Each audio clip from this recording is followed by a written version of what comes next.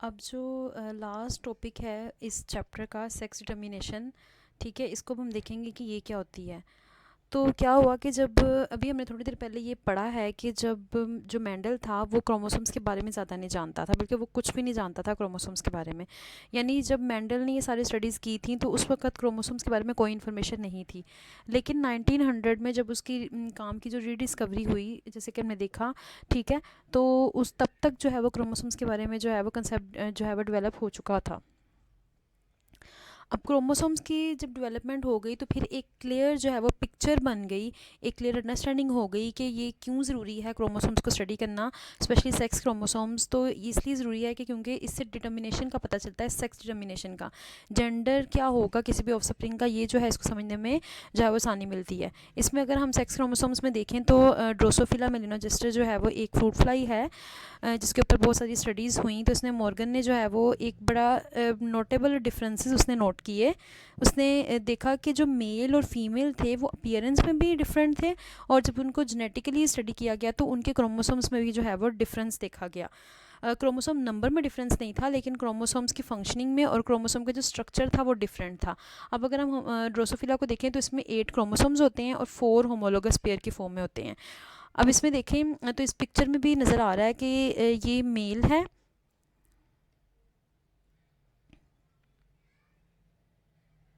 ये जो है ये इसका मेल है मेलानोगास्टर, और ये जो है ये फीमेल है। अब अगर देखें तो फीमेल के अंदर जो है वो similar road shaped x chromosome थे, लेकिन जब मेल की बात करें तो उसके अंदर जो है वो एक रोड शेप्ड एक्स क्रोमोसोम था, लेकिन जो दूसरा था वो मोफोलॉजिकली बिल्कुल डिफरेंट था, जो कि जे शेप था। अगर हम यहाँ पे देखें तो ये हमें रोड शेप नज़र आ रहे हैं एक्स क्रोमोसोम, जो कि फीमेल में बिल्कुल एक जैसे थे। लेकिन अगर हम मेल में देखें तो एक्स तो इसमें रोड शेप भी है, लेकिन ये जो वाई है ये मॉर्फोलॉजिकली जो है वो अपीयरेंस में है वो बिल्कुल डिफरेंट था, और ये कैसा था, ये जे शेप का था। ठीक है, तो ये जो फीमेल वाला क्रोमोसोम था इसमें इसको एक्स कह दिया गया, और जो दूसरे वाला जे शेप था जो डिफरेंट था उसको वाई क्रोमोसोम कहा गया। इसके बाद अगर हम ह्यूमंस की बात करें तो ह्यूमंस में भी जो है वो एक्स एक्स और एक्स वाई वाला पैटर्न पाया जाता है। इसमें 46 क्रोमोसोम्स होते हैं इन 23 पेयर्स ऑफ होमोलोगस पेयर्स। ठीक है, अब यहाँ पे जब ह्यूमंस की क्रोमोसोम्स को स्टडी किया गया तो उसमें देखा गया कि जो 23rd वाला पेयर था वो जो है वो डिफरेंट था। अगर हम क्रोमोसोम्स की बात करें तो ये क्या होता है कि जो सेक्स डिटर्मिनेशन जो सेक्स डिटर्मन करने वाला जो क्रोमोसोम होता है, जो कि मोस्टली एंड वाला पेयर होता है, वो होता है सेक्स क्रोमोसोम्स, जो कि सेक्स किसी भी ऑफस्प्रिंग का सेक्स जो है वो डिटर्मन करता है। सेक्स क्रोमोसोम्स के अलावा जितने भी क्रोमोसोम्स होते हैं जो कि तमाम बॉडी के फंक्शनिंग जो है वो कर रहे होते हैं, कंट्रोल कर रहे होते हैं, उनको हम कहते हैं ऑटोसोम्स। ठीक है, तो ऑटोसोम्स जो है वो हमारी बॉडी के तमाम बाकी जितने फंक्शन हैं उसको जो है वो कंट्रोल करते हैं। तो ये जो 23rd पेयर था ह्यूमंस में वो क्या था, वो सेक्स क्रोमोसोम्स को कहते हैं। अब इसमें भी अगर देखें तो फीमेल्स में ये होमोगेमेटिक है, लाइक दोनों एक्स एक्स हैं, एक जैसे हैं, होमोजाइगस है फीमेल। लेकिन अगर मेल्स की बात करें तो उसमें एक तो एक्स है, लेकिन जो दूसरा है वो शॉर्ट है एक्स क्रोमोसोम की निस्बत। अगर इस पिक्चर में देखें तो ये एक्स क्रोमोसोम है जो कि लॉन्ग है, और अगर ये वाई क्रोमोसोम है ये शॉर्ट है, और इसकी जो टिप है इस पर प्रेजेंट होती है SRY जीन। ठीक है, ये SRY क्या है, ये मेल डिटर्मिनिंग जीन होती है जो कि मेलनेस को डिटर्मन करती है। तो ये जो स्टैंड फॉर होती है sex determining regions of Y.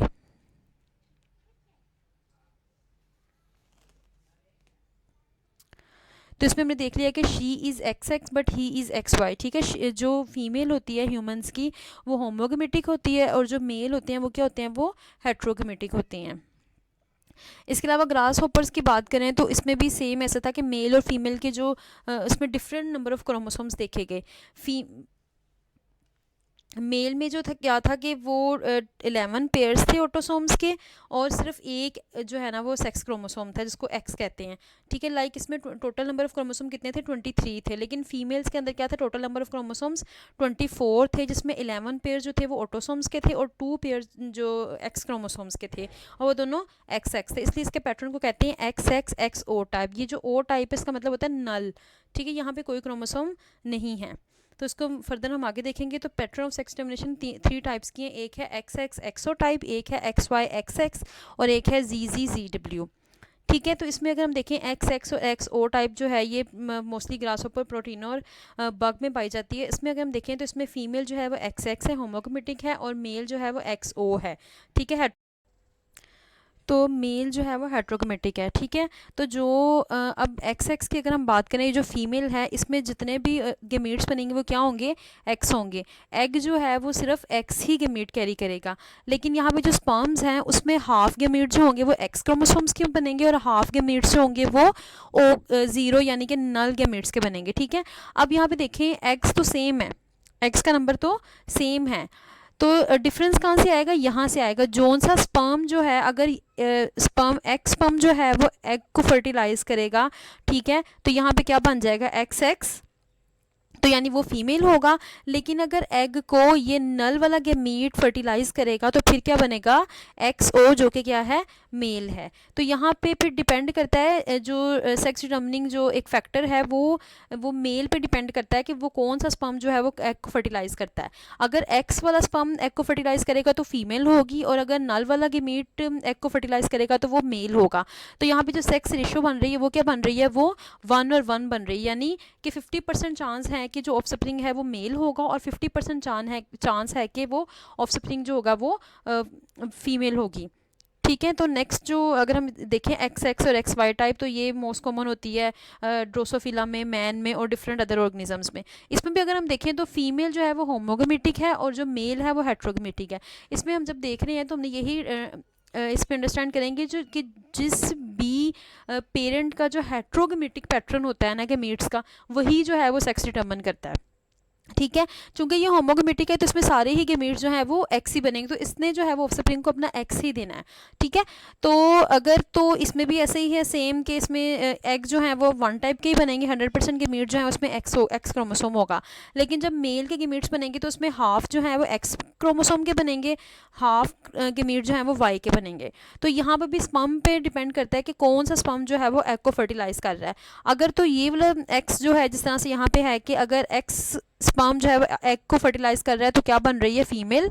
और अगर वाई वाला स्पर्म जो है वो एग को फर्टिलाइज कर रहा है तो क्या होगा, मेल। तो भी हमने देख लिया कि SRY जीन जो है वो मेलनेस के लिए होती है। तो वाई क्रोमोसोम फादर के पास है सिर्फ, तो फादर ही जो है वो अपना वाई क्रोमोसोम जो है वो मेल वाले ऑफस्प्रिंग को दे सकता है। तो यहाँ पे भी मेल जो पेरेंट है उस पर डिटर्मन है कि वो अपना एक्स क्रोमोसोम देगा या वाई देगा। तो सेक्स की जो डिटर्मिनेशन है वो मेल पेरेंट पे जो है वो डिपेंड करती है। तो सेम इसमें भी सेक्स रेशियो जो है वो 1 और 1 ही होगी, एक जो है वो मेल ऑफस्प्रिंग होगा और एक जो है वो फीमेल ऑफस्प्रिंग होगा। अब ये जो जी और ZW की बात करें तो ये जो पीछे हमने दोनों पढ़े उनसे उलट है। इसमें जो फीमेल है वो हेट्रोगेमेटिक होती है और जो मेल है वो होमोगेमेटिक होता है। ये मोस्टली बर्ड्स और जो है वो इंसेक्ट्स में जो है वो कॉमन होता है, बटरफ्लाइज में या मॉथ्स में। बर्ड्स में, बटरफ्लाइज में और मॉथ्स में जो है ये कॉमन होता है। इसमें हमने बात कर ली कि जो मेल है वो होमोगेमेटिक है और फीमेल जो है वो हेट्रोगेमेटिक है। तो यहाँ पे अब मेल जो है वो नहीं सेक्स डिटर्मिन करेगा बल्कि फीमेल करेगी, क्योंकि फीमेल हेट्रोगेमेटिक है। मेल के सारे स्पर्म जो है वो एक ही तरह के बनेंगे जो कि क्या होंगे, जी। अब फीमेल पे डिपेंड करता है कि स्पर्म जो है वो किस टाइप के एग को फर्टिलाइज करेगा। अगर तो स्पर्म जी वाले एग को फर्टिलाइज करेगा तो फिर क्या होगा, वो मेल होगा।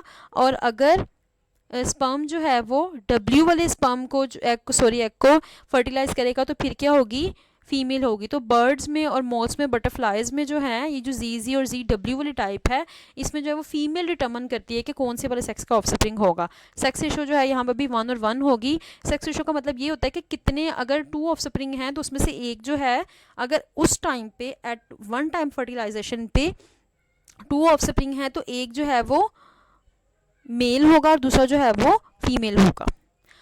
अब यहाँ पे अगर हम नेक्स्ट टॉपिक देखें तो वो क्या है कि comparison of chromosomal determination of sex chromosome between Drosophila and humans. अभी पीछे हमने देखा तो ड्रोसोफिला और ह्यूमंस के अंदर जो है वो एक्स वाई पैटर्न सेम था और उनके एक्स और वाई क्रोमोसोम में डिफरेंसेस भी एक जैसे थे, ठीक है। स्ट्रक्चरली वो डिफरेंट थे, एक दूसरे से भी डिफरेंट थे, लेकिन इनमें भी बहुत सी जो है वो चेंजेस हैं, इसको हम यहाँ पे देखेंगे। अब जैसे समटाइम जो है वो क्रोमोसोमल नॉन डिसजंक्शन हो जाती है। नॉन डिसजंक्शन क्या होती है कि क्रोमोसोम जो है या तो या तो अपने पेयर के साथ वो कॉन्जुगेट नहीं होता, ठीक है। जब गेमेट फॉर्मेशन होती है, जब जाइगोट बनता है तो वो अपने पार्टनर के साथ कुछ इन्वायरमेंटल या कुछ जेनेटिक प्रॉब्लम्स की वजह से वो उसके साथ मिलता नहीं है, या फिर समटाइम ऐसा होता है कि एडिशन हो जाती है क्रोमोसोम की। तो दोनों साइड भी ही जो है वो दोनों ही जो है वो नॉर्मेलिटी की तरफ जाती है, तो इसको कहते हैं क्रोमोसोमल नॉन डिसजंक्शन, जिसमें क्रोमोसोम जो है वो एजोर्ट नहीं करते अपने पार्टनर के साथ या फिर एडिशन हो जाता है। तो इसमें अगर हम देखें तो एक्स ओ जो है ये क्या है, डिलीशन ऑफ क्रोमोसोम है, और एक्स एक्स वाई जो है इसमें क्या है, एडिशन ऑफ क्रोमोसोम हो रही है। अगर तो एक क्रोमोसोम लेस है तो उसको कहेंगे टर्नर्स सिंड्रोम। अब वो क्रोमोसोम फीमेल्स में एक्स होगा और मेल में वाई होगा, तो इसको क्या कहेंगे, टर्नर्स सिंड्रोम। सिंड्रोम कहते हैं किसी भी नॉन डिसजंक्शन को जो कि एबनॉर्मेलिटी होती है। और एक्स एक्स वाई जिसमें एक एडिशन हो जाती है एक्स क्रोमोसोम की मेल्स में, तो ये क्या होगा, क्लाइनफेल्टर सिंड्रोम। अगर हम इसको कंपेयर करेंगे तो ड्रोसोफिला में अगर टर्नर सिंड्रोम होगा तो उसमें मेल जो है वो स्टीराइल होगा, यानी कि वो स्टीराइल ऐसा होता है कि ये मतलब ऑफस्प्रिंग प्रोडक्शन की इसमें कैपेबिलिटी नहीं होती, ठीक है, फर्टिलाइजेशन नहीं कर सकते इस तरह के मेल। और ह्यूमंस में ये स्टीराइल फीमेल होगा। अगर क्लाइनफिल्टर सिंड्रोम की बात करें तो ह्यूमंस में ये स्टीराइल मेल होगा और ड्रोसोफिला में स्टीराइल फीमेल होगा। इसको आप याद कर सकते हैं कि अगर एक्स एक्स वाई होगा तो चूंकि एक्स वाई के साथ एक एडिशनल एक्स आ रहा है तो ये ह्यूमंस के अंदर स्टीराइल जो है वो मेल होगा, लेकिन उल्ट जो है वो ड्रोसोफिला में है उसमें स्टीराइल फीमेल होगी। अगर टर्नर सिंड्रोम है यानी कि इसमें वाई एक एक्स मिसिंग है तो इसमें ह्यूमंस में जो है वो स्टीराइल फीमेल है और ड्रोसोफिला में स्टीराइल मेल है।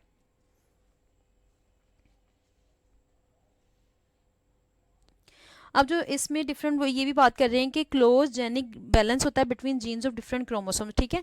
डिफरेंट जो क्रोमोसोम्स हैं उनकी जीन्स के दरमियान में जो है वो क्या होता है कि एक जेनिक बैलेंस होता है, ये बैलेंस करती हैं तमाम की तमाम जीन्स जो है वो एक बॉडी की फंक्शनिंग को, उसकी मेंटेनेंस को क्या करती हैं, वो बैलेंस करती हैं। ड्रोसोफिला के अंदर जो है वो X chromosome autosome balance system होता है, ठीक है। जो एक्स क्रोमोसोम है उसकी बहुत सी जीन्स जो है वो ऑटोसोम की जीन्स के साथ मिलकर जो है वो एक बैलेंस जो है वो क्रिएट करती हैं, लेकिन इनका बहुत कम इन्फ्लुएंस होता है सेक्स पे।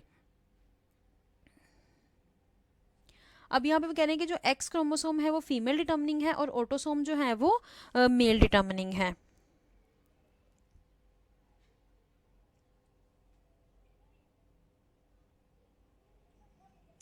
तो जो सेक्स है किसी भी इंडिविजुअल को वो डिपेंड करता है more on the number of X chromosome relative to the number of sets of autosome. यहाँ पे हमने देख लिया कि जो एक्स क्रोमोसोम है वो बेसिकली डिटर्मन कर रहा है यहाँ पे सेक्स को। तो ये जो किसी भी किसी भी इंडिविजुअल का जो जेंडर है वो ज़्यादा डिपेंड इस पे करता है कि उसमें एक्स क्रोमोसोम का नंबर कितना है। अगर इसमें 2 नंबर का क्रोमोसोम है तो वो क्या होगा, वो फीमेल होगी, और अगर एक नंबर ऑफ एक्स क्रोमोसोम होगा यानी कि एक क्रोमोसोम होगा एक्स का तो वो क्या होगा, वो मेल होगा, ठीक है। तो इस बात से इसका कोई ताल्लुक नहीं है कि इसमें ऑटोसोम के सेट्स कितने पाए जाते हैं। तो यहाँ पे आपकी बुक में दिया हुआ है कि x A ratio of 1, like अगर मैं लिखूँ एक्स और ए, तो ए क्या है, ऑटोसोम है, एक्स क्या है, एक्स क्रोमोसोम है। तो कह रहे हैं कि अगर एक्स क्रोमोसोम 1 है या हाई होगा या फिर क्या होगा 2 होगा, तो यहाँ पे अगर 0 भी है तो फिर ये क्या होगा, ये फीमेल प्रोड्यूस करेगा। लेकिन अगर एक्स जो है वो क्या है 0.5 है या लेस है तो वो क्या प्रोड्यूस करेगा, वो मेल प्रोड्यूस करेगा, ठीक है। इन सिंपल वर्ड हम कह रहे हैं कि अगर एक क्रोमोसोम एक्स है तो क्या होगा, वो फीमेल होगी। भी हमने देखा था ना ड्रोसोफिला में कि 2 एक्स क्रोमोसोम होते हैं फीमेल में, तो अगर एक फीमेल को रिप्रेजेंट कर रहा है तो इसका मतलब है कि एक का हाफ जो है वो मेल होगा। अब अगर प्लांट्स की बात करें कि सेक्स डिटर्मिनेशन इन प्लांट्स, तो प्लांट्स के 2 टाइप्स के होते हैं, मोनोशियस होते हैं और डायोशियस होते हैं। अब मोनोशियस प्लांट्स जैसे प्लांट्स होते हैं जिनमें मेल और फीमेल जो फ्लावर होता है, जो सेक्सेस होती हैं वो सेम प्लांट पे होती हैं। लेकिन बहुत से प्लांट्स ऐसे होते हैं जैसे जिंगो है, ठीक है, वो क्या होते हैं, वो डायोशियस होते हैं जिनमें जो प्लांट्स हैं वो डिफरेंट होते हैं। मेल प्लांट के, मेल सेक्स के प्लांट डिफरेंट होते हैं और फीमेल के डिफरेंट होते हैं। तो इसमें जो मेल प्लांट है वो सिर्फ उसमें जो फ्लावर होते हैं वो सिर्फ स्टेमन प्रोड्यूस करते हैं, और जो फीमेल वाला प्लांट होता है उसमें फ्लावर जो सिर्फ जो है उसमें कार्पल होते हैं। तो यहाँ पे भी ये एक एक्स वाई सिस्टम है, ठीक है। तो इनमें डिफरेंस होता है डायोशियस प्लांट्स में के अंदर सेक्स क्रोमोसोम के अंदर जो है वो डिफरेंस होता है। लाइक अगर मेल है तो हम उसको कह देते हैं वो एक्स वाई है, और फीमेल जो है उसको एक्स एक्स कह देते हैं। तो ये वाले जो प्लांट में इसमें भी जो है वो X chromosome autosome balance system होता है सेक्स टर्मिनेशन के लिए, कि नंबर ऑफ एक्स क्रोमोसोम कितना है वो डिटर्मन करता है कि जो जेंडर होगा वो मेल होगा ऑफस्प्रिंग का या फीमेल होगा। इसके अलावा जो कॉरेंस था उसने 1907 में क्या किया था, उसने डिस्कवर किया था पोलन को, उसने कहा था कि ये सेक्स डिटर्मन करते हैं। अब एग जो होता है वो सेम तरह का प्रोड्यूस होता है फीमेल में, जो लेकिन जो पोलन्स होते हैं वो डिफरेंट तरह के होते हैं, ठीक है। यहाँ पे मेल जो है वो हेट्रोगेमेटिक आ रहा है। तो यहाँ पे जोन सा पोलन जो है वो एग को फर्टिलाइज करेगा, वो जो है वो डिटर्मन करेगा कि मेल ऑफ स्प्रिंग होगा या फीमेल ऑफ स्प्रिंग होगा। वन काइंड अगर फर्टिलाइज करेगी एग को तो फीमेल होगा, और अगर अदर काइंड करेगी तो क्या होगा, वो मेल होगा।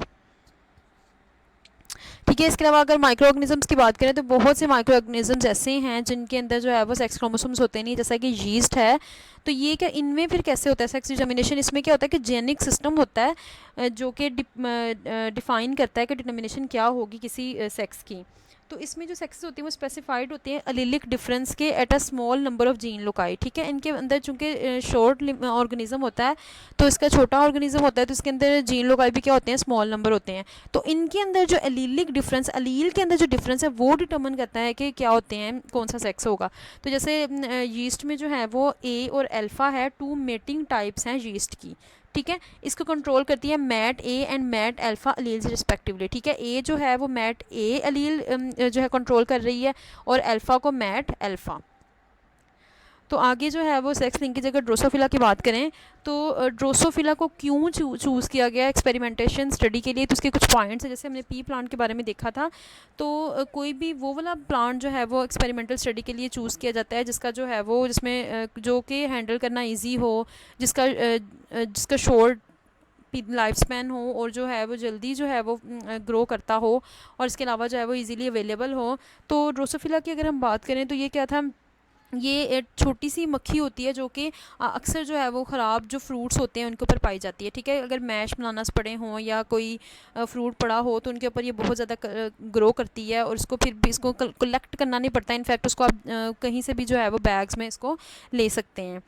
ठीक है। इसके अलावा ये जो मैश बनाने के ऊपर जो यीस्ट होती है उसको ये क्या करती है, ये ईट करती है। अब अगर हम ड्रोसोफिला की पिक्चर देखें तो यहाँ पे हमने जैसे इसके क्रोमोसोम्स में डिफरेंस देखा था, इसके अलावा भी इन दोनों में जो है मॉर्फोलॉजिकली डिफरेंस है।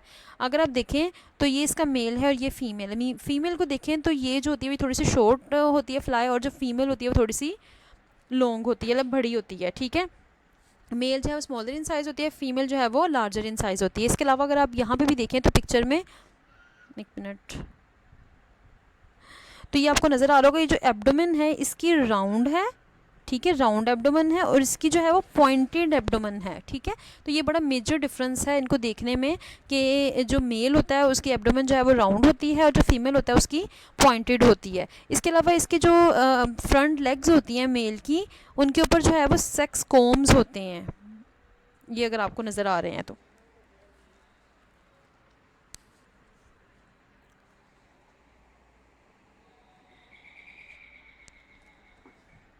इसके अलावा जो है वो ड्रोसोफिला का जो जनरेशन टाइम है वो सिर्फ 2 वीक्स का है। तो ये क्या करती है, ये बहुत ज़्यादा तादाद के अंदर जो है वो एग्स को प्रोड्यूस करती है, जो कि एग्स को जो है वो ले करती है, और एग्स में से जो है वो फर्टाइल जो है वो ऑफस्प्रिंग निकलते हैं। तो इंतहाई शॉर्ट टाइम में जो है बहुत से इसकी जनरेशन जो है वो रेस करवाई जा सकती हैं। तो इसलिए जो ड्रोसोफिला है वो परफेक्टली सूटेड है जेनेटिक स्टडी के लिए। इसके अलावा जो है इसके अंदर ट्रेड्स बहुत ज़्यादा, इसका जो क्रोमोसोम नंबर है, मेन जो पॉइंट है वो क्या है, वो बहुत शॉर्ट है, सिर्फ 8 क्रोमोसोम्स इसमें पाए जाते हैं। तो 8 क्रोमोसोम्स को जो है वो माइक्रोस्कोप में स्टडी करना बहुत ज़्यादा आसान है। तो मॉर्गन और इसके जो कलीग्स थे उन्होंने 85 ट्रेड्स जो हैं वो इसकी स्टडी की। इसके लार्वा जो हैं वो एक्सीलेंट हैं और डाइसेक्शन के लिए परफेक्ट थे। इसके अलावा इसके जो सेल्वरी ग्लैंड्स हैं जो कि माउथ में, तो इसके अंदर जो है वो जाइंट जो है वो क्रोमोसोम्स पाए जाते हैं, इसके जो सिलिवरी ग्लैंड है उधर। तो उन जाइंट क्रोमोसोम्स में जो है वो करेक्टरिस्टिक बेंडिंग पैटर्न होते हैं कोरिस्पोंडिंग टू जीन्स। तो ये भी एक इसकी ट्रेट है।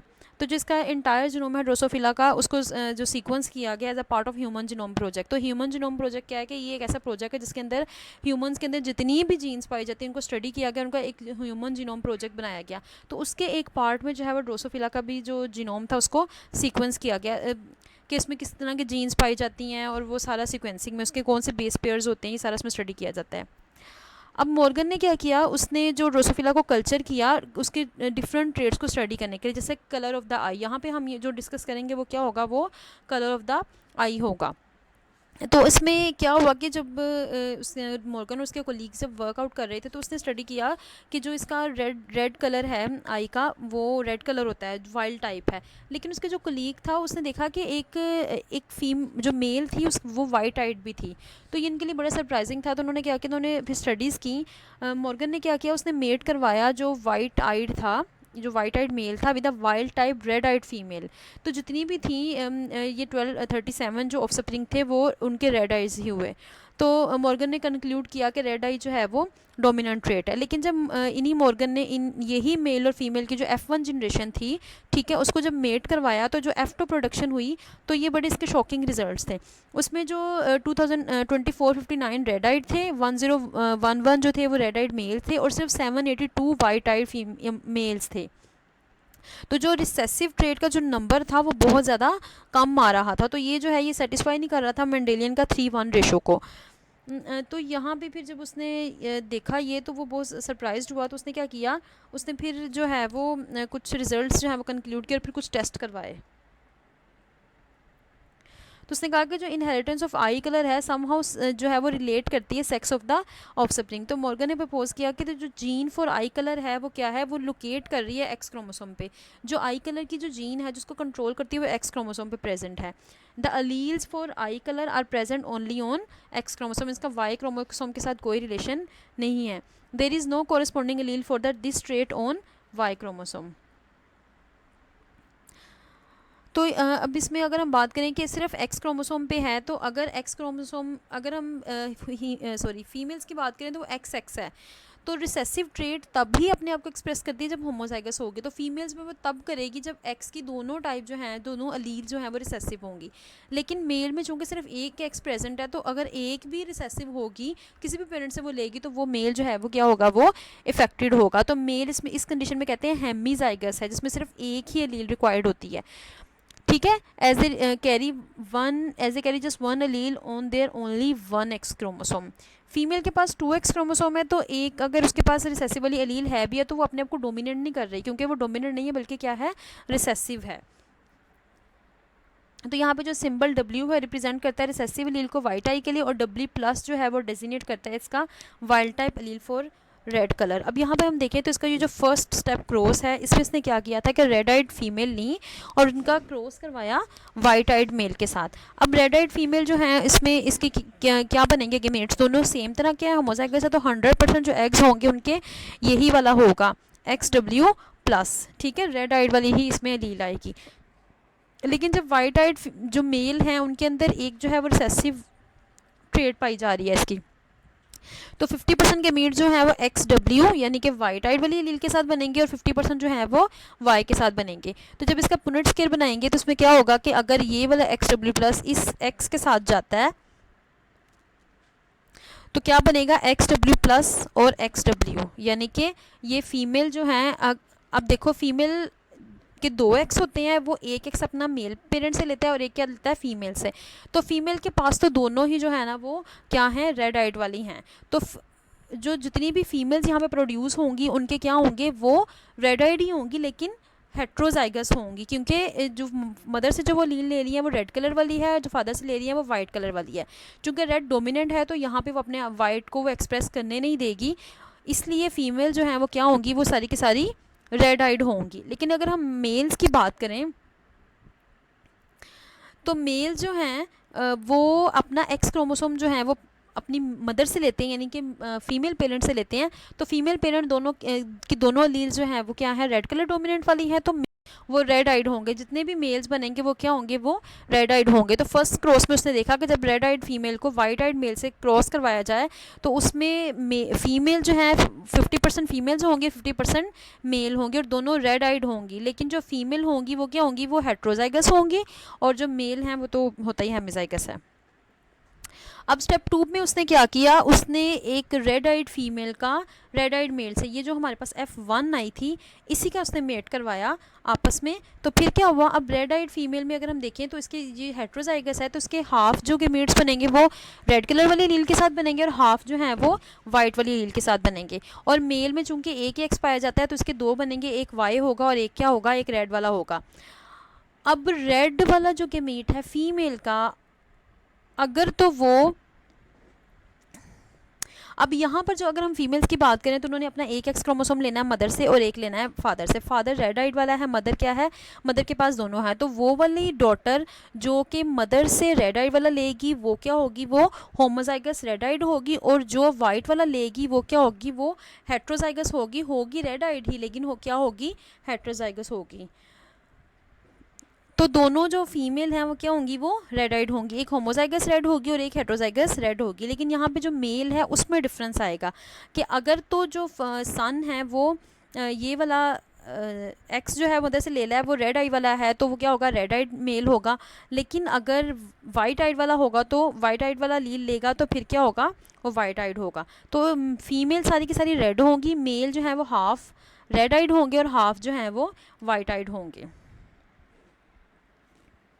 उसके अलावा उसके बाद जो है वो जो मॉर्गन का जो हाइपोथेसिस था उसने एक्सप्लेन कर दिया कि क्यों तमाम की तमाम वाइट आइड फ्लाई जो है वो F2 जनरेशन होंगी, क्योंकि ये ट्रेड सिर्फ एक्स क्रोमोसोम पे आ रही है, और एक्स क्रोमोसोम जो है वो फीमेल के पास दो होते हैं, तो उसके पास एक ऑपर्चुनिस्टिक वे होता है कि अगर दोनों रिसेसिव होंगे तो ही वो वाइट आइड हो सकती है। लेकिन मेल के पास अगर एक भी वाइट आई वाली एलील आ जाती है तो वो क्या होगा, वो इसको ले लेगा इस रिसेसिव ट्रेट को। तो मॉर्गन ने क्या किया, उसने अपने हाइपोथेसिस को टेस्ट करने के लिए उसने क्रॉस करवाया जो P1 वाइट आइड मेल थे, ठीक है, वाइट आइड जो उसके P1 थे उसको उसने क्रॉस करवाया रेड आइड फीमेल के साथ। अब F1 की रेड आइड जो फीमेल थी वो हेट्रोजाइगस थी, वो हमने देख लिया। तो उसमें सेम ऐसे ही होगा कि 50% जो गेमेट्स बनेंगे वो रेड आइड वाली एलील के साथ बनेंगे, 50% वाइट आइड वाली एलील के साथ बनेंगे। दूसरी तरफ जो मेल है वो चूंकि वाइट आइड है तो एक्स वाले सारे के सारे क्या होंगे, वाइट आइड होंगे। तो जिस डॉटर को वाइट आइड वाला जो है, जिस फीमेल ऑफस्प्रिंग को वाइट आइड वाला जो स्पर्म है वो फर्टिलाइज करेगा वो होगा हेट्रोजाइगस, ठीक है। तो दोनों ही और जिसको वो वाइट आइड वाला करेगा वो क्या होगी, वहाँ पे वाइट आइड फीमेल आएगी, ठीक है। अब यहाँ पे देखें, एक फीमेल वाला वाइट आइड वाली अलील है और एक मेल में भी वाइट आइड वाली अलील है। तो जब ये दोनों मिल जाएंगे तो जो एक फीमेल होगी वो क्या होगी, वाइट आइड होगी। यानी इस किस्म के क्रॉस में 50% जो फीमेल्स हैं वो रेड आइड होंगी और 50% क्या होंगी, वाइट आइड होंगी। सिमिलरली अगर हम मेल ऑफ स्प्रिंग की बात करें तो इसमें भी ऐसे ही होगा, अगर रेड वाली के साथ आएगा तो वो रेड आइड होंगे, और अगर वाइट वाली के साथ आएगा तो वो क्या होंगे, वाइट आइड मेल। तो इसमें 50-50% होगी, 50% जो मेल्स हैं वो वाइट आइड होंगे और 50% जो हैं वो फीमेल्स वाइट आइड होंगी। तो यानी इसमें अगर हम देखें तो 50-50% रेशो है। उसके बाद जो स्टेप 4 था उसमें उसने क्या किया, उसने रेसिप्रोकल क्रॉस करवाया एज अ कन्फर्मेटरी टेस्ट। चूंकि यहाँ पर वाइट आइड फीमेल आ गई थी तो उसको एक अपॉर्चुनिटी मिल गई कि वो कन्फर्मेटरी टेस्ट करे। तो मॉर्गन ने क्या किया, उसने वाइट आइड फीमेल को रेड आइड मेल के साथ जो है वो मीट करवाया। जब वाइट आइड फीमेल हैं तो दोनों के पास रिसेसिव हैं और रेड के पास क्या है, वो एक रेड वाली अलील है। तो जोन सा स्पर्म जिस फीमेल के एक्स को करेगा फर्टिलाइज, वो वाली जो फीमेल ऑफस्प्रिंग होगी वो क्या होगी, वो रेड आइड होगी, क्योंकि एक जो है वो डोमिनेंट वाली ट्रेट आ गई है। तो इसमें जो है वो दोनों, चूंकि एक एक्स जो है वो फीमेल वाला ऑफस्प्रिंग अपने फादर से लेता है और फादर रेड आइड है, तो दोनों फीमेल जो हैं वो क्या होंगी, जितने भी फीमेल ऑफस्प्रिंग होंगे वो सब के सब रेड आइड होंगे। और चूंकि मदर के पास सिर्फ रिसेसिव वाले लील है तो जितने भी सन होंगे या जितने भी मेल ऑफस्प्रिंग होंगे वो तमाम के तमाम क्या होंगे, वाइट आइड मेल होंगे। तो हमने यहाँ पे देखा कि जो एक्स क्रोमोसोम की जो ट्रेड्स हैं ये फीमेल से ज़्यादा मेल्स में होंगी, क्योंकि मेल जो है एक्स की सूरत में हेमिजाइगस है। तो उसने फिर तो वो वाली ट्रेड्स जिनके जीन्स जो हैं वो एक्स क्रोमोसोम पे प्रेजेंट होते हैं उनको हम कहते हैं एक्स लिंक ट्रेड, और एक्स लिंक ट्रेड जो है वो कॉमनली इनको रेफर करते हैं सेक्स लिंक ट्रेड। तो यही जो है वो सेक्स डिटर्मिनिंग ट्रेड्स होती हैं। A gene present only on X chromosome having no counterpart on Y chromosome is called X link gene, ठीक है। तो अगर एक जीन जो है वो सिर्फ एक्स पे प्रेजेंट है, उसका काउंटर पार्ट, उसका पार्टनर जो अलील है वो वाई पे नहीं प्रेजेंट, तो उसको हम कहेंगे एक्स लिंक जीन। अब यहाँ पे जो सेक्स लिंक इनहेरिटेंस है वो एक बड़ा स्पेसिफिक पैटर्न को फॉलो करता है। इसमें क्या हो रहा है कि जो सन है वो अपना एक्स जो है वो इनहेरिट करता है मदर से, ठीक है, और जो डॉटर है वो अपना एक्स क्रोमोसोम एक मदर से लेती है और एक जो है वो फादर से लेती है। तो जो एक्स लिंक ट्रेट होता है वो क्रिस क्रॉस फैशन जो है वो में पास करता है maternal grandfather through his daughter to the grandson, ठीक है। ग्रैंडफादर से जो है वो डॉटर में जाता है एज अ कैरियर, और उस डॉटर से जो है वो अपने ग्रैंडसन की तरफ दे जाता है, जैसे हमने यहाँ पे देखा, ठीक है। रेड आइड फीमेल से, ये जो हेट्रोजाइगस फीमेल थी, इस हेट्रोजाइगस फीमेल से फिर जो है वो ग्रैंडसन जो है वो वाइट आइड मेल है, ठीक है। तो ये जिगजैग फैशन है, डायरेक्टली पास आउट होता मदर से सन की तरफ, बल्कि एक ग्रैंडफादर जो है वो अपना जो एक्स वाला क्रोमोसोम है वो अपनी डॉटर को देता है, उस डॉटर से जो है फिर जो ग्रैंडसन है उसकी तरफ ये जो है वो पास आउट करता है। It never passes directly from father to son because the son inherits only Y chromosome from father, ठीक है। जो सन पे तो ये जा ही नहीं सकता ना, क्योंकि सन जो है सिर्फ वाई इनहेरिट करता है फादर से। तो ये जो मॉर्गन की जो डिस्कवरी थी सेक्स लिंक इनहेरिटेंस की, बहुत अच्छा कंट्रीब्यूशन था जेनेटिक्स की स्टडी में, तो उसको जो है वो 1933 में एक नोबेल प्राइज़ भी दिया गया था। तो वाई क्रोमोसोम्स की अगर हम बात करें तो वाई क्रोमोसोम कम्प्लीटली इनर्ट नहीं होता, बल्कि इसके अंदर भी बहुत सी जीन्स पाई जाती हैं जो कि सिर्फ इस जो है वो इसको कंट्रोल करती हैं, जिसका काउंटर पार्ट एक्स क्रोमोसोम पे नहीं होता। उनको हम कहते हैं वाई लिंक्ड जीन्स, और इन ट्रेड्स को कहते हैं वाई लिंक्ड ट्रेड। जैसे SRY जीन की हमने बात की, जो वो क्रोमोसोम पे पाई जाती है, वो मेलनेस को डिटर्मन करती है, जो कि सिर्फ मेल्स में ही पाई जाती है। तो ये जो ट्रेड्स होते हैं ये डायरेक्टली पास होती हैं फादर से सन में। तो फीमेल्स के अंदर चूँकि वाई इनहेरिट ही नहीं होता, तो इन ये जो हैं फीमेल्स की तरफ नहीं पास आउट हो सकती। कुछ जीन्स जैसे कि बॉब जीन हैं और ड्रोसोफिला में, वो एक्स और वाई दोनों पे प्रेजेंट होती है। बहुत सी जीन्स ऐसी होती हैं जो एक्स और वाई दोनों क्रोमोसोम्स पे प्रेजेंट होती हैं, उनको कहते हैं X and Y linked gene. इनको सूडो ऑटोसोमल जीन्स कहते हैं, क्योंकि इनके जो पैटर्न एंड इनहेरिटेंस का वो ऑटोसोमल जीन्स की तरह है।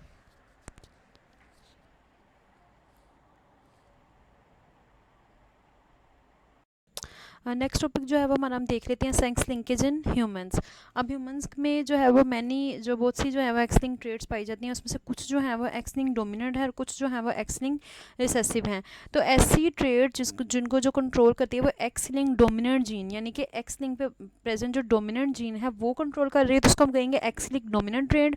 जैसे कि हाइपोफॉस्फेटेमिक और विटामिन डी रेजिस्टेंट रिकेट्स की जो डिजीज़ है हाइपोफॉस्फेटेमिक, ठीक है, इसमें फॉस्फेटिक एसिड जो होता है वो ज़्यादा हो जाता है, या फिर इसको विटामिन डी रेजिस्टेंट रिकेट्स भी कहते हैं, ठीक है। ये ऐसी रिकेट्स होती है जिसमें विटामिन डी की रेजिस्टेंस क्रिएट हो जाती है। ये होती हैं एक्स लिंक डोमिनेंट ट्रेट। और जो एक्स लिंक रिसेसिव ट्रेट होती हैं वो डिटर्मन करती हैं एक्स लिंक रिसेसिव जीन, ठीक है, जो कि रिसेसिव जीन जो है वो कंट्रोल करती हैं, जैसे कि हीमोफीलिया है और कलर ब्लाइंडनेस है। तो सबसे पहले जो है वो इसमें हम एक्स लिंक रिसेसिव इनहेरिटेंस को देखेंगे। तो ह्यूमंस की केस में जो है वो एक्सपेरिमेंटल मीटिंग जो है वो पॉसिबल नहीं हो सकती, इसलिए जो है वो इसमें डिग्रीज़ बन जाती हैं, फैमिली ट्रीज़ बन जाती हैं, इससे फिर जो है वो अंदाज़ा लगाया जाता है। तो सबसे पहले जो है वो जेनेटिक्स ऑफ हीमोफीलिया है। तो हीमोफीलिया जो है उसमें हम कहते हैं कि वो रेयर एक्स लिंक जो है वो रिसेसिव ट्रेट है। हीमोफीलिक में क्या होता है कि ब्लड जो होता है उसके अंदर क्लोटिंग करनी ख़त्म हो जाती है। अब देखिए ये एक नेचुरल फिनोमेना हमारे अंदर, जो है फिब्रोनोजिन ऐसी प्रोटीन पाई जाती है जो कि हमारे ब्लड को क्लोट करने में हेल्प आउट करती है। लाइक अगर हमारी कोई कट लग जाता है तो ब्लड थोड़ी देर के बाद खुद ही वहाँ पर जमना शुरू हो जाता है, इसको कहते हैं ब्लड क्लोटिंग। इसकी वजह से जो है वो हम बच जाते हैं, वरना अगर हल्की सी अगर हमें वो नीडल का भी कट लग जाए तो हो जाए तो उससे इतना ब्लड निकल सकता है कि हमारी डेथ हो सकती है, अगर ब्लड क्लोटिंग वाली प्रोटीन हमारे अंदर ना हो तो, ठीक है। तो हीमोफीलिया में बेसिकली यही होता है कि इसमें क्या होता है कि ब्लड क्लोट करना स्टॉप हो जाता है, फेल हो जाता है। तो यहाँ पे क्या होता है कि फिर अगर हल्का सा भी कट लगे तो उससे ब्लड की जो है वो लॉस जो बहुत ज़्यादा हो जाता है, ठीक है। ये होता है कि किसी इंजरी के बाद आपकी प्रोटीन जो है वो उसका लॉस हो जाता है। इसमें क्या होता है कि या तो ये रिडक्शन हो जाती है या माल फंक्शन हो जाती है या कंप्लीट एब्सेंस हो जाती है ब्लड क्लोटिंग फैक्टर की। रिडक्शन और माल फंक्शन जो है वो उसको जो है वो क्योर किया जा सकता है, लेकिन अगर कंप्लीट एब्सेंस हो जाए तो ये डेंजरस हो सकता है। तो ये जो है ये बहुत ज़्यादा सीरियस हेरिडिटरी डिजीज़ है जो कि एक जनरेशन से दूसरी जनरेशन में पास होती है। तो ये इसमें मैंने अभी आपको बताया कि ब्लड जो है वो ब्लीड होना शुरू हो जाता है। अगर वो कंटिन्यूसली ब्लीड होता रहे तो फिर जो है वो ब्लड की कमी की वजह से डेथ भी हो सकती है। हीमोफीलिया जो होती है वो 3 टाइप्स की होती है, ए बी एंड सी। तो ए और बी जो है वो non allelic recessive sex linked है, ठीक है, लेकिन जो हीमोफीलिया सी है वो ऑटोसोमल रिसेसिव ट्रेट है, ठीक है। तो ए और बी जो है वो नॉन एलीलिक हैं, लाइक एक ही अलील से नहीं होती हैं, डिफरेंट अलील्स हैं लेकिन हैं सेक्स लिंक्ड है। तो इसमें 80% जो है वो हीमोफीलिया ए जो है वो डेंजरस है। उसके बाद जो कि एबनॉर्मलिटी फैक्टर जो 8 है उसकी वजह से होता है। जो 20% जो हीमोफीलिया वाले पेशेंट सफ़र करते हैं वो होता है due to disturbance of factor 9 in hemophilia B. Less than 1% जो है वो सफ़र करते हैं hemophilia C due to reduction in factor 11। तो यहाँ पे ए बी और सी में अगर हम देखें तो ए बी हमने कहा है कि वो सेक्स लिंक्ड है और सी जो है वो ऑटोसोमल है। तो सी जो है वो लेस डेंजरस है as compare to A and B.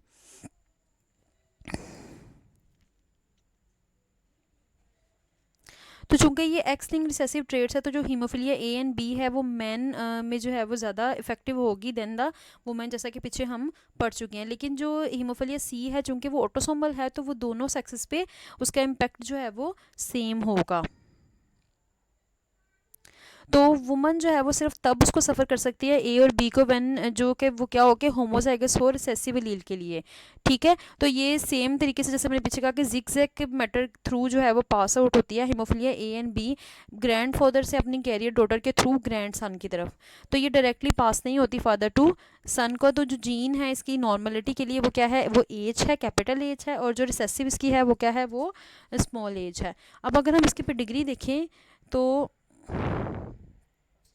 तो यहाँ पे अगर हम देखें तो ये क्या है, एक्स एज। अभी हमने पढ़ लिया कि जो एज कैपिटल है वो क्या है, वो डोमिनेंट है इसकी अलील, और जो स्मॉल एज है वो रिसेसिव है। तो मदर यहाँ पे अगर हम देखें तो वो होमोजाइगस डोमिनेंट मतलब नॉन होमोफिलिक है, और अगर फादर देखें तो वो होमोफिलिक है, जो क्योंकि इसमें एक जो है वो रिसेसिव अलील पाई जा रही है। तो यहाँ पे जब इनसे जो ऑफस्प्रिंग होंगे तो यहाँ पे चूंकि सेम है, होमोजाइगस है, तो एक ही तरह के गेमेट्स बनेंगे जो कि क्या होंगे, एक्स एच। तो जितने भी एक्स चूंकि मदर के जो एक्स क्रोमोसोम है वो डोमिनेंट एलील वाला यानी कि नॉन हीमोफिलिक है, तो जितने भी सन होंगे वो तमाम के तमाम क्या होंगे, वो नॉर्मल होंगे, नॉन हीमोफिलिक होंगे, क्योंकि क्योंकि सन हमेशा जो हमारा अपना जो एक्स क्रोमोसोम है वो अपनी मदर से लेता है। लेकिन फादर की अगर हम बात करें तो वहाँ पे क्या है, फादर जो है वो हीमोफिलिक है, तो फीमेल्स में ने जो एक एक्स क्रोमोसोम मतलब अपने फादर से लेना होता है, तो फीमेल की सूरत में क्या होगा कि ये कैरियर होगा, हेट्रोजाइगस फॉर्म होगी। ठीक है, कैरियर डॉटर होगा इसमें। सन जो है वो क्या होगा, वो नॉन हीमोफिलिक होगा, नॉर्मल होगा। अगर कैरियर डॉटर की शादी जो है वो किसी मतलब नॉर्मल जीन वाले से हो जाए यानी कि डोमिनेंट जीन वाले से नॉन हीमोफिलिक से हो जाए, तो फिर हम देखेंगे कि चूंकि जो मदर है उसकी 50% जो गेमेट्स बनेंगे उसमें डोमिनेंट लील होगी, 50% जो गेमेट बनेंगे वो रिसेसिव लील होगी। तो वो वाला सन जिसमें मदर से रिसेसिव लील वाला एक्स क्रोमोसोम जाएगा वो क्या होगा, वो ग्रैंड सन हीमोफिलिक होगा, तो दूसरा ग्रैंडसन होगा वो नॉर्मल होगा। ऐसे ही वो वाला एक्स क्रोमोसोम जो कैरियर डॉटर का है वो डॉटर में जाएगा, वो कैरियर होगी। तो इस कंडीशन में जब कैरियर एक वुमेन कैरियर हो और मेल जो है वो नॉर्मल होगा, तो इस केस में जो सन होगा वो अफेक्टेड होगा, और जो एक डॉटर होगी वो क्या होगी, वो कैरियर होगी। नेक्स्ट एक इसमें अगर हम देखें तो जेनेटिक ऑफ कलर ब्लाइंडनेस है। कलर ब्लाइंडनेस में क्या होता है कि प्राइमरी जो कलर्स होते हैं उनमें डिफ्रेंशिएट नहीं कर सकते, उनको रिकॉग्नाइज नहीं कर सकते, ये होती है जेनेटिक्स ऑफ कलर ब्लाइंडनेस। अब ये जो नॉर्मल ट्राइक्रोमेटिक कलर है जो कि ग्रीन है, ब्लू है और रेड हैं, ये क्या इनको हम कैसे जो है वो पहचान लेते हैं, इसको हम सिग्निफाई कर सकते हैं, क्योंकि हमारी सेल्स हमारे जिस्म के अंदर हमारी आंखों में कौन सेल्स प्रेजेंट होते हैं जो कि इनको रिकॉग्नाइज करते हैं, जो कि सेंसिटिव होते हैं इन 3 प्राइमरी कलर से, रेड, ग्रीन और ब्लू।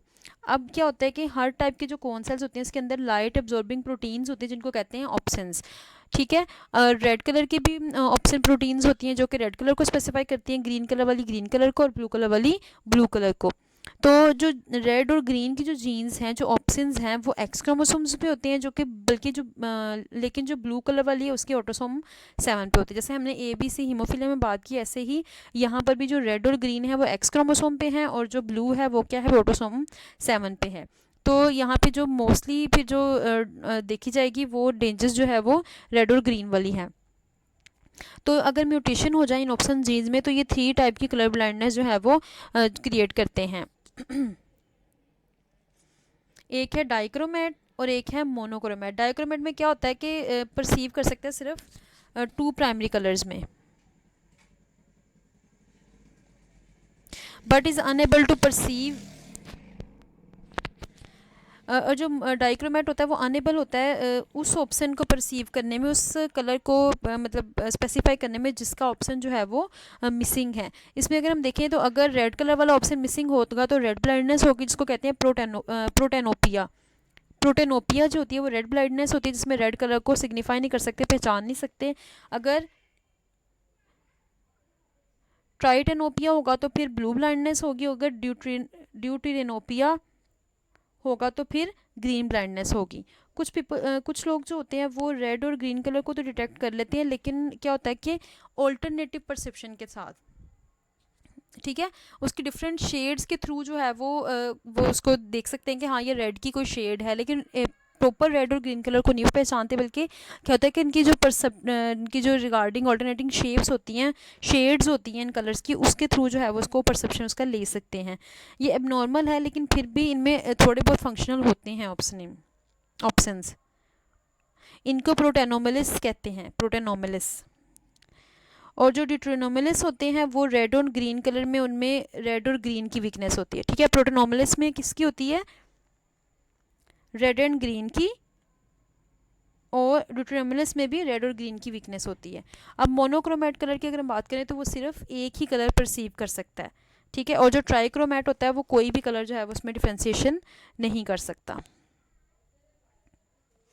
तो ये जो मोनोक्रोमेट होती है इसमें जो है वो रेड और ग्रीन जो कॉन सेल्स होते हैं वो एब्सेंट होते हैं, इसलिए इसको रेड और ग्रीन कलर ब्लाइंडनेस भी कहते हैं। और ये कॉमन हेरिडिटरी डिजीज़ होती है। मोस्टली लोगों में ऐसा होता है कि वो रेड और ग्रीन कलर में डिफ्रेंशिएशन नहीं कर सकते, उसको रिकोगनाइज नहीं कर सकते। तो किसी भी सेक्स लिंक्ड रिसेसिव ट्रेट की तरह पे ये जिगजैग होती है, मैटरनल ग्रैंडफादर से कैरियर डॉटर से और फिर उधर से ग्रैंडसन की तरफ जाती है, ये डायरेक्टली सन से फादर से सन में पास नहीं होती। इसके बाद अगर हम एक्स लिंक डोमिनेंट ट्रेट की बात करें, इनहेरिटेंस की बात करें, तो वो क्या होती है, वो रिसेसिव से थोड़ी सी डिफरेंस होती है। ये क्या होती है, ये फीमेल्स में मोर कॉमन होती है मेल्स की निस्बत। अब जैसे कि हमने देखा कि जो डोमिनेंट और रिसेसिव क्यों डिफरेंस है, रिसेसिव अपने आप को तभी एक्सप्रेस करती है जबकि उसकी वो होमोजाइगस हो कंडीशन के लिए, लेकिन डोमिनेंट जो है वो अपने आप को तब शो कर लेती है अगर उसकी एक भी लील प्रेजेंट हो। तो फीमेल्स में ये इसलिए ज़्यादा कॉमन है कि अगर ये एक भी लील फीमेल में आ जाती है तो फीमेल जो होती है वो इफेक्टेड होती है। तो any heterozygous affected mother will pass the trait equally to half of her sons and half of her daughters, ठीक है। तो अगर एक हेट्रोजाइगस मदर है तो वो अपनी सन और अपने डॉटर में हाफ हाफ में इक्वली जो है वो पास करती है। अभी हाइपोफॉस्फेटामिक रिकेट्स की यहाँ पे बात हो रही है, ये एक एक्स लिंक डोमिनेंट ट्रेट है। ये वैसे बहुत ज़्यादा रेयर होती है और डिफरेंट ये जो कॉमन डाइटरी रिकेट्स होती है जो बच्चों में हो जाती है कि बेंडिंग हो जाती है लेग्स की, उससे जो है ये क्या होता है, ये डिफरेंट होती है। उसमें ये जो होती है, जो डाइटरी रिकेट्स होती है जो अक्सर बच्चों में देखने को मिलती है कि उनमें क्या होता है कि उनकी लेग्स जो हैं वो बेंड हो जाती हैं, उनकी हड्डियाँ जो है थोड़ी सी कमज़ोर हो जाती हैं। तो उसको क्योर किया जाता है विटामिन डी से। वो बेसिकली जो विटामिन डी डेफिशिएंसी है, लेकिन ये जो है ये विटामिन डी की डेफिशिएंसी से नहीं होती, बल्कि ये जेनेटिक डिसऑर्डर है जो कि मोलेकुलर लेवल पे जो फॉस्फेटामिक जो है वो ज्वाइन नहीं करता अपने रिस्पेक्टिव जो है वो लेवल पे। अब जीन इनकोडिंग जो बोन प्रोटीन्स है never receive vitamin D is message to function, ठीक है। जो जीन्स होती हैं जो कि बोन प्रोटीन को इनकोड कर रही हैं वो जो है वो विटामिन डी का मैसेज ही रिसीव नहीं करती, इसलिए इन बोन्स में विटामिन डी की डेफिशिएंसी होती है जेनेटिकली। तो ये जो है ये थोड़ी सी ज़्यादा सीवियर होती है। अब अगर हम यहाँ पे बात करें तो नॉर्मल जो जीन है वो डी है, स्मॉल डी है, रिसेसिव है। जैसे कि ये डोमिनेंट जीन है तो अगर एक भी डोमिनेंट की जीन होगी तो वो क्या होगा, वो पास आउट करेगी। अगर हम यहाँ पर देखें तो यहाँ पे फादर जो है वो क्या है, वो एक्स डी वाई डोमिनेंट है, ठीक है, इसमें डोमिनेंट एलील है। और यहाँ पे अगर हम देखें तो मदर जो है वो क्या है, वो उसके पास दोनों जो है वो रिसेसिव हैं। तो यहाँ पे क्या होगा, चूंकि मदर के पास दोनों यहाँ पर ये जो डी है, कैपिटल डी है, जीन फॉर नॉर्मल डी है और जीन फॉर हाइपोफॉस्फेटामिक जो है वो कैपिटल डी है। तो यहाँ पे मेल जो है वो हमारा अफेक्टेड है और फीमेल जो है वो नॉर्मल है। तो यहाँ पे जब इनका क्रॉस होगा, जब इनकी जो इनमें जो ऑफस्प्रिंग प्रोड्यूस होंगे उसमें क्या होगा कि मदर जो है वो उसकी नॉर्मल जीन है, ठीक है। तो उसके पास 100% जो ऑफस्प्रिंग बनेंगे वो नॉर्मल जीन वाले बनेंगे। तो यहाँ पे हम देखेंगे कि जो डॉटर है उसने अपना एक एक्स क्रोमोसोम लिया मदर से और एक लिया फादर से, और चूंकि फादर के पास अफेक्टेड वाली अलील प्रेजेंट है तो जो डॉटर होगी वो क्या होगी, वो इफेक्टेड होगी। लेकिन सन जो है वो चूंकि अपना एक्स क्रोमोसोम अपनी मदर से ले ला और वो जो बिल्कुल नॉर्मल है, तो सन जो है वो क्या होगा, नॉर्मल होगा। अब अगर हम यहाँ पे देखें तो ये क्या है, ये हेट्रोजाइगस इफेक्टेड फीमेल है।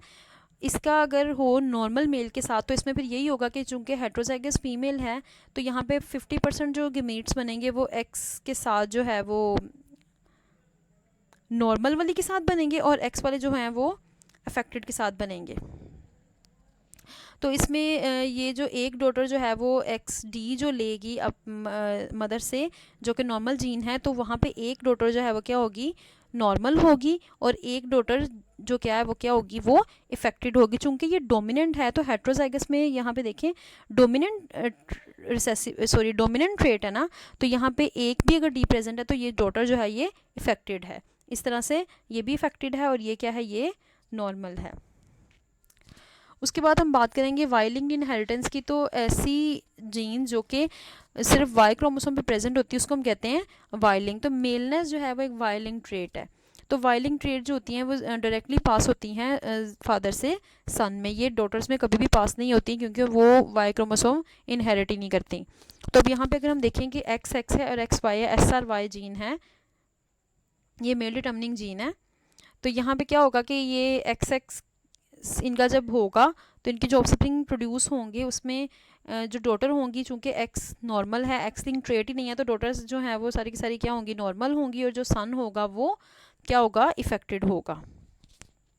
फीमेल जो है वो वाई लिंक्ड इनहेरिटेंस में अनइफेक्टेड ही रहती है, सिर्फ मेल ही जो है वो अफेक्टेड होते हैं।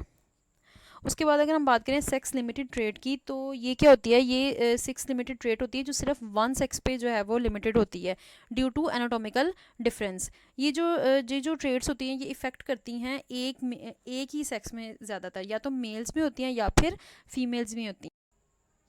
ठीक है, तो ये क्या करती हैं कि ये सिर्फ उन स्ट्रक्चर्स को जो है वो इफेक्ट करती हैं जो या तो सिर्फ मेल्स में होते हैं या फीमेल्स में। जैसे जीन्स फॉर मिल्क यील्ड जो है, मिल्क की यील्ड की जो जीन्स है वो सिर्फ काऊ में है, मे बी वो मेल में भी हों, लेकिन जो अफेक्टिव ज़्यादा है वो क्या है उसमें, फीमेल में है। फंक्शनल जो है वो फीमेल में, दूसरे वाले सेक्स में वो फंक्शनल नहीं होंगे। सिमिलरली अगर हम बियर्ड की बात करें तो वो जो है वो उनकी ग्रोथ जो है वो लिमिटेड होती है मैन की तरफ, फीमेल की तरफ होती है। फीमेल्स में उनकी जो है हार्मोन्स का कोई रोल नहीं होता। अब ये जो एक जो वुमेन है वो खुद जो है वो बियर्ड की ग्रोथ नहीं कर सकती, बल्कि वो अपनी जीन स्पेसिफाइंग जो है वो हैवी बियर्ड वाली जो जीन है वो पास कर सकती है अपने सन की। अब ज़रूरी नहीं है कि ये जीन सिर्फ एक ही जेंडर में प्रेजेंट हो, ये दोनों जेंडर में प्रेजेंट हो सकती हैं, लेकिन स्ट्रक्चरली ये एक ही जो है वो सेक्स के अंदर जो है वो डोमिनेटिंग होंगी। जैसे बियर्ड वाली जो है वो फीमेल में होंगी तो सही, लेकिन फीमेल की बियर्ड तो नहीं आ जाएगी ना, ठीक है ना। तो फीमेल वाली जो है वो अपनी जो जीन है वो अपने सन को जो है वो पास आउट कर सकती है। सिमिलरली जो मिल्क यील्ड वाली काउज में जीन है वो मे बी मेल वाले काउ में भी हो, लेकिन क्या होगा कि वो मेल वाले काउ से अपनी डॉटर में तो जा सकती है लेकिन मेल में वो एक्टिवेट नहीं हो सकती। उसके बाद है जी सेक्स इन्फ्लुएंस ट्रेट। अब ये क्या होता है कि ये दोनों में होती है, मेल एंड फीमेल में, लेकिन कॉमन जो होती है वो एक सेक्स में होती है, जैसे भी हमने बात की। तो ये जो है ये ऐसे रील से एक्सप्रेस होती है, ठीक है, ये ऐसे रील से एक्सप्रेस होती है जो कि डोमिनेंट होती है एक सेक्स में और रिसेसिव होती है दूसरे में। जैसे अगर हम यहाँ पे देखें कि बाल्डनेस है, तो बाल्डनेस की अलील तो दोनों में होती है, मेल में भी और फीमेल में भी, लेकिन वो अपने जो एक्सप्रेस कर रही है बाल्डनेस वो मेल्स में ही कर रही है, फीमेल्स में नहीं कर रही। तो heterozygous male is bald but heterozygous female is not. Heterozygous male जो है वो बाल्ड ही होगा क्योंकि इसमें एक ही एक्स क्रोमोसोम है, लेकिन फीमेल जो है वो बाल्ड नहीं होगी, लेकिन वो अपनी बाल्डनेस वाली जो जीन है वो अपने सन को पास आउट कर सकते हैं। वुमेन सिर्फ तब बाल्ड हो सकती है जबकि वो होमोजाइगस रिसेसिव हो, और ऐसा नहीं होता। अगर हम इसके लास्ट टॉपिक को देखें तो वो है diabetes mellitus and it's genetic basis. अब डायबिटीज़ मेलिटस की बात करें तो ये भी हेरिडिटरी डिजीज़ होती है जो कि पास आउट होती है एक जनरेशन से नेक्स्ट जनरेशन में। अब ये बेसिकली है क्या है कि ये हेट्रोजेनस ग्रुप ऑफ डिसऑर्डर्स है जो कि करेक्टराइज होते हैं एलिवेटेड ब्लड शुगर लेवल से, ठीक है। जो हमारी ब्लड शुगर लेवल है उसके एलिवेशन से जो है वो डिफरेंट डिसऑर्डर्स जो है वो बनते हैं, उसमें से एक जो है वो डायबिटिक्स है। अब ये जो डायबिटिक्स पेशेंट्स होते हैं ये क्या करते हैं, ये अपने ब्लड शुगर को जो है वो मेटाबोलाइज नहीं कर सकते, तो ये अपने जो ग्लूकोज है इसको यूरिन में पास करते हैं। यानी इसमें क्या होता है कि इंसुलिन की प्रोडक्शन नहीं होती है। अब इंसुलिन और ग्लूकागॉन जो है वो दोनों एंजाइम साइड बाय साइड जो है वो एक्ट कर रहे होते हैं। ग्लूकागॉन जो है वो इंसुलिन की प्रोडक्शन को कंट्रोल करता है, तो यहाँ पे ग्लूकागॉन जो है वो फंक्शनिंग नहीं करता, वो इंसुलिन की प्रोडक्शन ही नहीं करता, और ग्लूकोज जो है वो ज़्यादा प्रोड्यूस होना शुरू हो जाती है। हमारी बॉडी में ये दो फंक्शन साइड बाय साइड चलते हैं। जो अगर इंसुलिन ज़्यादा प्रोड्यूस हो जाए तो फिर ग्लूकोज जो है प्रोड्यूस होना शुरू हो जाती है, और अगर ग्लूकोज प्रोड्यूस ज़्यादा होना शुरू हो जाए तो फिर इंसुलिन क्या करती है, वो इसकी प्रोडक्शन को रोक के अपनी प्रोडक्शन को एक्टिवेट करती है। तो इस तरीके से ये साइकिल चलता रहता है। लेकिन जो डायबिटिक्स होते हैं इसमें क्या होता है, इसमें इंसुलिन प्रोडक्शन नहीं होती बल्कि ग्लूकोज की जो प्रोडक्शन है बहुत ज़्यादा हो जाती है। तो यहाँ पे दो टाइप्स हैं डायबिटीज़ की, एक है टाइप 1 जो कि क्या है IDDM, और एक है टाइप 2 NIDDM। तो IDDM जो है ये क्या है, इंसुलिन डिपेंडेंट डायबिटिक मिलेटस है, और जो NIDDM है वो है non insulin dependent diabetic mellitus. अब ये जो टाइप 1 है इसको जुवेनाइल डायबिटीज़ भी कहते हैं, क्योंकि ये अर्ली एजेस में जो है वो होना शुरू हो जाती है। ये किस वजह से अराइज होती है, due to deficiency of pancreatic hormone insulin that normally routes blood glucose, ठीक है। ये क्या करती है, ये ब्लड ग्लूकोज के लेवल को नॉर्मलाइज करती है यूज़ करने के लिए, ठीक है। तो अब ये जो टाइप 1 है ये ऑटो इम्यून डिसऑर्डर है। ये इम्यून सिस्टम की वजह से जो है वो इंटरनली आपकी कोई या इन्वायरमेंट की वजह से या आपकी डाइट की वजह से जो है ये हो सकती है, या जेनेटिकली बेसिस भी होती हैं इसकी। अब ये इम्यून सिस्टम इसमें की बात करें अगर हम करें तो इम्यून सिस्टम क्या करता है, वो एंटीबॉडीज़ जो है वो बनाना शुरू कर देता है अपनी ही बॉडी के सेल के अगेंस्ट, ठीक है। अब इसमें क्या होता है कि अगर डायबिटिक मिलेटिस है तो यहाँ पे इम्यून सिस्टम, इम्यून डिसऑर्डर की सूरत में क्या हो रहा है कि इम्यून सिस्टम अपनी बॉडी में जो एंटीबॉडीज़ प्रोडक्शन हो रही हैं, जो सेल्स हैं उनके खिलाफ जो है वो एंटीबॉडीज़ प्रोड्यूस करना शुरू कर देता है। जैसे यहाँ पे है कि cells of immune system attack pancreas. अब वो जो इम्यून सिस्टम के सेल्स हैं वो क्या करते हैं, वो पेंक्रियाज पे अटैक करते हैं और डिस्ट्रॉय कर देते हैं बीटा सेल्स को जो कि इंसुलिन प्रोड्यूस कर रहा है। अब जब बीटा सेल्स ही नहीं होगा तो बीटा सेल नहीं होंगे तो फिर ऑब्वियसली इंसुलिन की जो है प्रोडक्शन भी नहीं होंगी। तो इसकी जेनेटिक बेसिस को जो है वो अंडरस्टैंडिंग डेवलप इसमें प्रोग्रेस हो रही है। तो इसमें जो इंसुलिन की जीन होती है वो क्रोमोसोम जो 11 है उसकी शॉर्ट टर्म पे प्रेजेंट होती है। अब ये जो इंसुलिन जो प्रोड्यूस ही नहीं हो रही, इसमें क्या होता है कि ये जो पॉलीमॉर्फिज्म है और जेनेटिक वेरिएशंस आ जाती हैं जिस लोकस पे, अब क्रोमोसोम नंबर 11 पे ये प्रेजेंट है तो उस लोकस पर क्या होता है कि जेनेटिक वेरिएशन हो जाती हैं, या फिर क्या होता है कि पॉलीमॉर्फिज्म हो जाती है कि एक ही शेप की जो डिफरेंट अलील्स आ जाती हैं, ठीक है, उसकी वजह से, या फिर इसको मल्टीफैक्टोरियल भी कहते हैं कि डिफरेंट जीन्स मिलके इस एक ट्रेट को कंट्रोल कर रहे हैं। तो उन जीन्स के अंदर अगर वेरिएशन आ जाती है, कोई म्यूटेशन आ जाती है, तो फिर इंसुलिन की प्रोडक्शन नहीं होती। अगर हम टाइप 2 की बात करें तो वो नॉन इंसुलिन डिपेंडेंट होती है। उसमें क्या होता है कि उसमें इंसुलिन प्रोड्यूस तो हो रही होती है लेकिन हमारे सेल जो हैं वो इस इंसुलिन को रिस्पॉन्ड नहीं करते, ठीक है। तो ये जो है वो 90% जितने भी डायबिटिक पेशेंट हैं उनमें होती है, और ये जो है इसके अंदर इसको भी जो है वो क्योर किया जाता है कि कुछ ऐसी मेडिसिन दी जाती हैं जो कि सेल्स में जो है वो इंसुलिन जो रेजिस्टेंस है उसको कम करते हैं, तो ग्लूकोज टॉलरेंस को कम किया जाता है। अब इसमें क्या होता है कि ये मोस्टली जो एज ऑफ 40 के लोग होते हैं उनमें ज़्यादा होती है, और ज़्यादातर जो ओबीज़ लोग होते हैं उनमें ज़्यादा होती है। अब ओबेसिटी जो है उसकी वजह से जो फैट ज़्यादा होता है, शुगर लेवल बहुत ज़्यादा हो जाता है, तो उसकी वजह से ये जो प्रॉब्लम होती है। तो ओबेसिटी जो है वो इसको रिड्यूस किया जा सकता है एक्सरसाइज के ज़रिए, थ्रू बैलेंस डाइट के ज़रिए। तो इसके थ्रू जो है वो इंसुलिन रेजिस्टेंस सेंसिटिविटी को कम किया जा सकता है और ग्लूकोज टॉलरेंस को इम्प्रूव किया जाता है।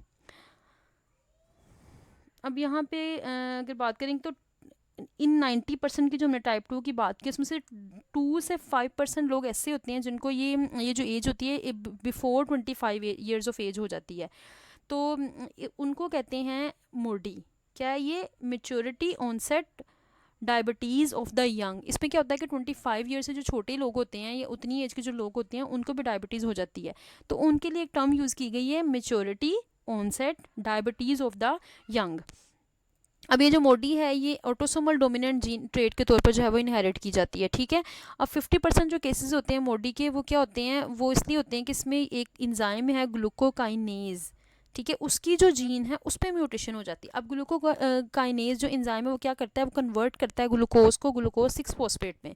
तो ये वाला जो एक स्टेप है ग्लूकोज ग्लूकोज 6 फॉस्फेट में जाता है, तो ये कन्वर्ट नहीं हो रहा, ग्लूकोज जो है वो उसकी फॉर्म में ही रह रहा है, ग्लूकोज यूज़ नहीं हो रहा, सेल्स यूज़ ही नहीं कर रहे, ग्लूकोज को स्टोर करी जा रहे हैं। तो इसके अलावा जो है वो मोडी जो है वो 4 टाइप्स ऑफ जीन में जो कि अब 4 टाइप की जीन जो हैं वो इन्वॉल्व होती हैं, pancreatic development and insulin regulation.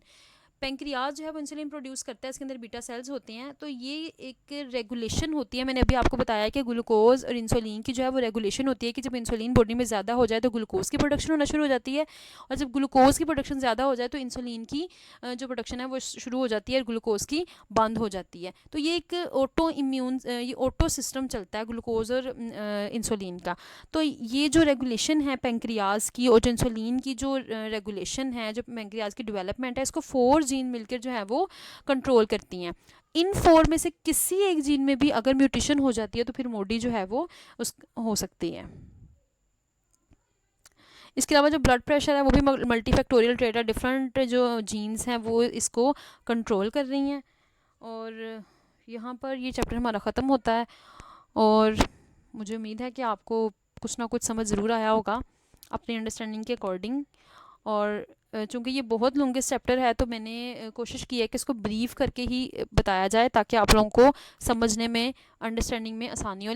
अब मसला ये है कि ये है भी लॉन्गेस्ट है और है भी इम्पोर्टेंट है, तो इसको हम स्किप नहीं कर सकते, तो इसको ज़रूर इसकी अंडरस्टैंडिंग डेवलप करें। और एट द एंड मैं आपसे ये कहना चाहूँगी कि इस पेंडेमिक ने हम सबको बहुत बुरे तरीके से जो है वो इफ़ेक्ट किया है। हमारी जो जनरेशन है इसके साथ ये जो लॉस आ गया है, जो कमी आ गई है एक, वो इतनी ज़्यादा है कि उसको शायद कभी भी हम पूरा नहीं कर सकते। लेकिन अपनी तरफ से कोशिश करते हैं। बच्चे कहते हैं ऑनलाइन क्लासेस में उनको समझ नहीं आता, या सम टाइम ऐसा होता है कि डिस्कनेक्शन हो जाती है, वाईफाई बंद हो जाता है, टीचर नहीं उस तरीके से कवर अप कर पाते, क्योंकि फ़र्स्ट एक्सपीरियंस था टीचर्स के लिए भी स्टूडेंट्स के लिए भी। तो एक छोटी सी कोशिश है जिसमें मे बी आपके बहुत से कंसेप्ट जो हैं वो रह गए हों, आई होप कि वो पूरे हो गए होंगे अब। इसके अलावा अगर आपको कोई भी क्वेश्चन हो या आपका कोई टॉपिक आपको यहाँ पे भी समझ नहीं आया तो आप कॉन्टैक्ट कर सकते हैं, आप कमेंट्स में मुझे बता सकते हैं कि ये वाला टॉपिक जो है इस पर आप अलहदा से एक वीडियो बनाएं और इस पर एक डिटेल्ड वीडियो चाहिए ताकि हमारे कंसेप्ट अच्छे से हों, तो मैं ज़रूर करूँगी। मेरा मकसद यही है कि आप लोगों तक जो है वो बेहतर तरीके से अच्छी चीज़ें जो है वो पहुँच सकें और इसको हम गुजार सकें। तो आपके पेपर्स नज़दीक हैं, मेरी दुआएं हैं आपके साथ कि आप लोग ज़रूर कामयाब हों अपने जो भी आपका मिशन है। और एट द एंड यही कहूँगी कि सब्सक्राइब ज़रूर करिएगा और प्लीज़ वीडियोस को पूरा देखिएगा, और उम्मीद करती हूँ कि आप लोग ज़रूर इसको देखेंगे और इससे अपनी अंडरस्टैंडिंग को कंप्लीट करेंगे और अपने कंसेप्ट्स जो हैं वो क्लियर करेंगे, और फिर बहुत जल्द एक नई वीडियो के साथ हाज़िर होंगी। Thank you.